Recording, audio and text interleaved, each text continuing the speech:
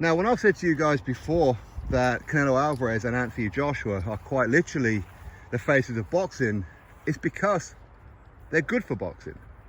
Because of the likes of Canelo and Joshua, other fighters eat well. They do. You think before Joshua, especially in the heavyweight division, came along, money in the heavyweight division weren't that good. The only people who were really getting paid quite well in recent years, of course, were the Klitschko brothers. Okay, everybody else weren't getting paid that well.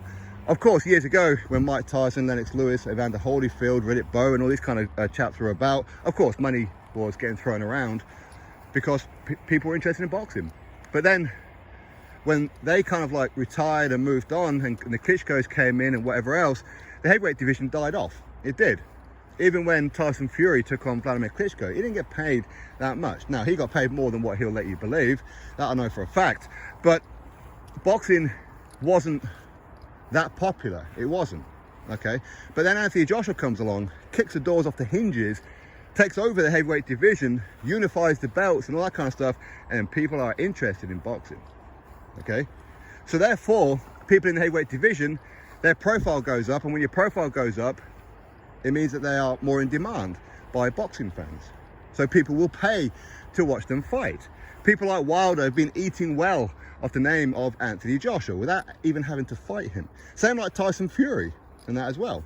Okay, with Canelo Alvarez, rivals of Canelo Alvarez, their profile goes up because obviously people who don't support Canelo and support other fighters will talk about Canelo as if their favorite fighter can beat Canelo. And it boosts their profile, and then suddenly some boxing fans want to see that fight to see if they're right or wrong. So when I say that Anthony Joshua will hopefully defeat Alexander Usyk, it isn't just because I like Anthony Joshua. I mean, I do like Anthony Joshua, of course, but it's because he's good for boxing. It's good for people like me, because people are interested in boxing because of Anthony Joshua. Anthony Joshua being champion helps. Now, personally, I couldn't care less about the belts. If Anthony Joshua threw all the belts in the bin and Canelo Alvarez threw all the belts in the bin, I'd say great. But for a lot of boxing fans, and I don't like using the word casual, but a lot of casual boxing fans do like belts. They will affiliate with the champion. That's what they do. That's what they see as number one. That person or persons who hold the belts are the champions. That must mean they're the best in the division. They don't look too much closer into it to say, well, maybe these champions are avoiding contenders, right? Which is what happens. But Anthony Joshua come in and all of his opponents get paid life-changing money. They do. I mean, who else in the heavyweight division can fight anybody outside of Anthony Joshua and get paid life-changing money? Now, Tyson Fury, of course, he gets paid very, very well, but I said he's eaten off Joshua's name for a long time. But for example, Tyson Fury, he took on Otto Wallin. Otto Wallin still complains now that he doesn't have too much money.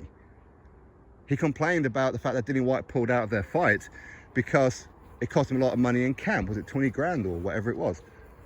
Okay, so quite clearly, 20 grand was a lot of money to him. Listen, 20 grand is a lot of money.